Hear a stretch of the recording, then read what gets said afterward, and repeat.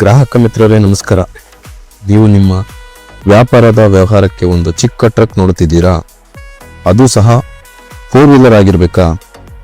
ಮತ್ತೆ ಬಜೆಟ್ ಸಹ ಕಡಿಮೆ ಇರಬೇಕಾ? ಆರ್.ಟಿ. ನಗರ, ಶಿವಾಜಿನಗರ ಮತ್ತೆ ಚಿಕ್ಕಪೇಟೆಯಂತಹ ಕಿರಿದಾದ ಹಾದಿ ಬೀದಿಗಳಲ್ಲೂ ಈಸಿಯಾಗಿ ನುಗ್ಗಬೇಕಾ?